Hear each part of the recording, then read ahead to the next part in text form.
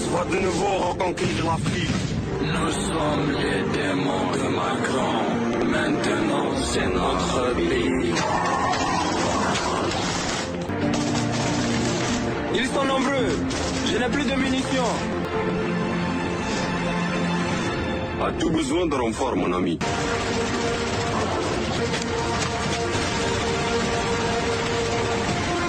Merci. Heureux d'aider, mon ami. C'est une vraie vidéo de propagande des services de Prigojine. Dans la dentelle, hein. Ouais, Hein, très, tout en- très délicat. tout en finesse. Ah, on n'a pas vu les gros sabots. Très subtil. Ah, C'est pas toujours subtil avec lui, mais ces dernières années, il a beaucoup communiqué, notamment il a une boîte de production qui tourne des films, mais des très bons films d'action, et bien tournés d'ailleurs, mais dont les scénarios sont pas très subtils non plus, où c'est vraiment la Russie qui vient sauver l'Afrique des colons français à chaque fois, quoi. Il a des ambitions politiques ou pas, pour reprendre la question tout à l'heure de Claire, ou pas? C'est une question qu'on peut se poser quand même. Parce Quelle est votre que réponse? Ce que je vous disais, c'est que non, mais c'est vrai que je vous disais que moi, de mon point de vue, c'est avant tout un businessman qui a un intérêt à évident. suivre Vladimir Poutine dans un premier temps pour protéger ses business. Je n'ai jamais voulu, je ne prévois pas d'occuper un poste gouvernemental, même si on me le proposait, je pense que je refuserais. C'est ce Bon. qu'il a dit sur Telegram. Voilà, Faut le bon. croire ou pas? Non, ça, je veux dire, Il a créé un parti politique tout de même, avec Oui. des gens proches de Vladimir Poutine. Avec un bâtiment, a-t-on C'est plus- dit, à Saint-Pétersbourg. Alors, Le bâtiment, c'est sa société, mais Ouais, Mais- que vous avez mais visité. quand même. Le Wagner Center, vous l'avez visité c'est d'ailleurs. ça, oui, oui, Vous nous oui. raconter? Pour l'instant, c'est un immeuble gigantesque, complètement vide, avec beaucoup d'ambition, visiblement. Il y a juste une machine à café qui, justement, avec un écran, diffuse des images, des films de Wagner en Afrique. Il y a, visiblement, c'est un endroit où, si vous vous y présentez, vous pouvez vous faire recruter chez Wagner. Hein. C'est une espèce de guichet, centre, quoi, ouais. de centre d'accueil. Il y a la volonté de créer une espèce de... un endroit où des startups pourraient grandir, financées par Evgeny Prigojine, des startups financées, liées à l'armée. Je parle notamment de jeunes qui travaillent sur un drone dans le reportage, qu'Evgeny Prigojine pourrait peut-être financer plus tard si ses conseillers militaires estiment que c'est intéressant.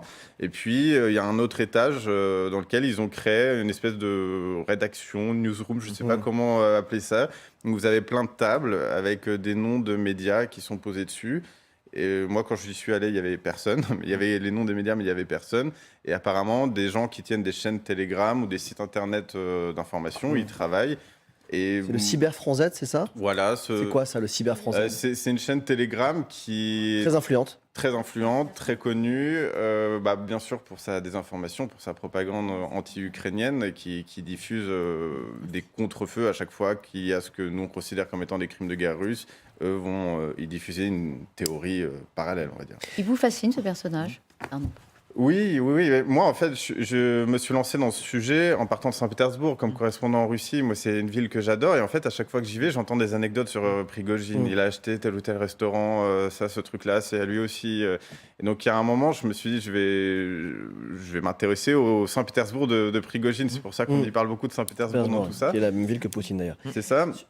Et donc, je suis toujours très intéressé par la façon dont Poutine a tissé ses liens dans les années 90, au moment où lui-même a commencé la politique. Et c'est un peu le mystère que j'ai pas encore réussi à percer. D'ailleurs, à quel moment ils se sont rencontrés, pourquoi, comment, c'est très étrange. Vous êtes un des rares journalistes français à aller beaucoup en Russie. Comment vous sentez l'état de l'opinion publique, et sachant que certains invités nous disent qu'il n'y a pas vraiment d'opinion publique en Russie? Comment vous les sentez, les Russes auxquels vous parlez? C'est effectivement une espèce de quête du Graal quand on est correspondant en Russie aujourd'hui. C'est-à-dire, il n'y a évidemment pas, il y a pas un bloc uni. Vous n'allez pas rencontrer...